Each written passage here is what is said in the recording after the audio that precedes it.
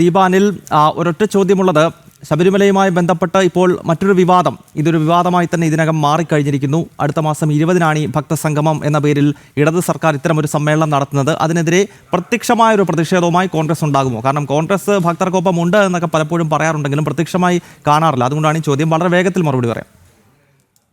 പ്രത്യക്ഷമായി തന്നെ ഇന്ന് പ്രതിപക്ഷ നേതാവ് ഇതിനെ കുറിച്ചിട്ടുള്ള സ്റ്റേറ്റ്മെന്റ് കൊടുത്തിട്ടുണ്ടല്ലോ.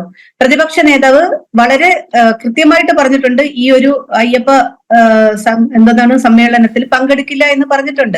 പ്രതിപക്ഷ നേതാവിനെ ഡയറക്റ്റ് അദ്ദേഹത്തെ അറിയിക്കാതെയാണ് അദ്ദേഹത്തിന്റെ പേരും മറ്റും സ്വാഗത സംഘത്തിലും മറ്റു കാര്യങ്ങളും ഉപയോഗിച്ചതെന്നും അദ്ദേഹം പറഞ്ഞിട്ടുണ്ട്. അത് തന്നെയാണ് കോൺഗ്രസിന്റെ നിലപാട് എന്ന് പറയുന്നത്. ഞങ്ങളെ സംബന്ധിച്ചിടത്തോളം അയ്യപ്പന്മാർക്ക് പിണറായി വിജയന്റെ സപ്പോർട്ട് ഇല്ലാതെ തന്നെ അയ്യപ്പ ദർശനം നടത്താനും മറ്റു കാര്യങ്ങൾക്കുമുള്ള സൗകര്യം ഇവിടെയുണ്ട്. കേരളത്തിലെ പ്രബുദ്ധ ജനത ഇതിന് പിന്നിലെ രാഷ്ട്രീയവും മറ്റു കുബുദ്ധികളും തിരിച്ചറിയും എന്ന് തന്നെയാണ് ഞങ്ങൾക്ക് പറയാനുള്ളത്. ശ്രീ വിജി തമ്പി, കോൺഗ്രസിന്റെ നിലപാട് ഇങ്ങനെയാണ്. അങ്ങേക്ക് ഈ വിഷയത്തിൽ മറുപടി നൽകാം. ഈ കോൺഗ്രസിന് എന്നോട്ടാണ് ഹൈന്ദവ വിരുദ്ധത വന്നതെന്ന് എനിക്കറിയില്ല. കാര്യം ഭാരതത്തിലെ സ്വാതന്ത്ര്യ സമര കാലഘട്ടം തൊട്ട് ഹൈന്ദവ ബിംബങ്ങളെ ഉയർത്തിപ്പിടിച്ചവരാണ് കോൺഗ്രസ്സുകാർ. ഇവിടെ ഗണേശോത്സവം ഇന്നിപ്പം വിനായക ചതുർത്ഥി ഗണേശോത്സവത്തിന് ഭാരതം ഒട്ടാകെ പ്രപുര പ്രചാരം നേടിക്കൊടുത്തത് ബാലഗംഗാധര തിലകനാണ്. അതുപോലെ നേരത്തെ നമ്മുടെ അവതാരകൻ പറഞ്ഞതുപോലെ സോമനാഥ ക്ഷേത്രം 17 പ്രാവശ്യത്തോളം തകർക്കപ്പെട്ട ക്ഷേത്രം സർദാർ വല്ലഭായ് പട്ടേലാണ് പുനരുദ്ധാരണം ചെയ്തത്. അന്ന് ഡോക്ടർ രാജേന്ദ്ര പ്രസാദാണ് അതിൻ്റെ ശിലാസ്ഥാപനം നടത്തിയത്. അപ്പോൾ ഇതുപോലെയുള്ള ഒരുപാട് കാര്യങ്ങളിൽ കോൺഗ്രസ് ഒരു കാലത്ത് കംപ്ലീറ്റ് ഹൈന്ദവ കൂടെ നിന്നവരാണ്. പക്ഷേ ഇപ്പോൾ ഏറ്റവും പ്രധാനം കോൺഗ്രസിൻ്റെ ഒരു അപ്പോസ്തലിയനുണ്ടല്ലോ, മറ്റേ പോപ്പ്, ഈ രാഹുൽ ഗാന്ധി. അദ്ദേഹത്തിൻ്റെ ഒരു ഫേസ്ബുക്ക് പോസ്റ്റ് എടുത്ത് നോക്കുക.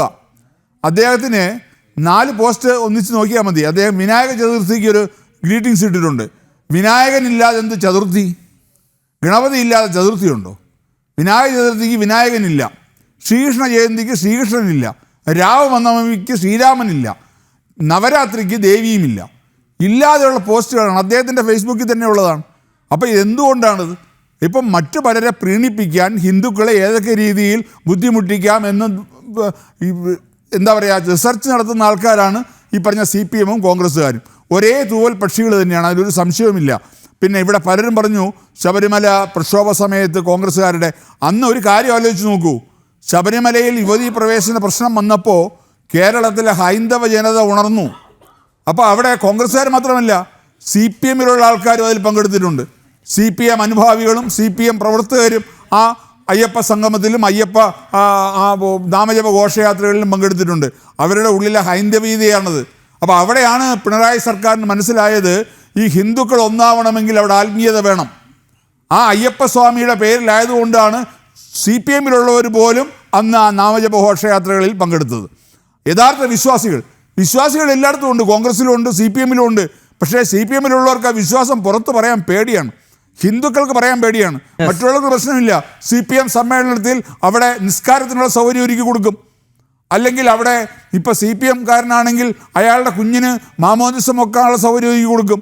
CPM-ൻ്റെ വേറൊരു അപ്പോസ്തലനുണ്ടല്ലോ, ഇപ്പം MP ആയി പോയ ആൾ, അദ്ദേഹത്തിൻ്റെ മകൾക്ക് കല്യാണം പള്ളി വെച്ച് നടത്താൻ പ്രശ്നമില്ല.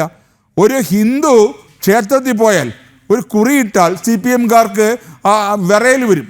കാര്യം അവരുടെ വലിയ നേതാവുണ്ടല്ലോ, യശശരീരനായ ശ്രീ EMS നമ്പൂതിരിപ്പാട്, അദ്ദേഹം പറഞ്ഞത് എന്താ, ഒരു ക്ഷേത്രം നശിച്ചാൽ അന്ധവിശ്വാസം തകരും എന്ന് പറഞ്ഞത് കേരളത്തിന്റെ പ്രഥമ മുഖ്യമന്ത്രി EMS നമ്പൂതിരിപ്പാട് തന്നെയാണ്.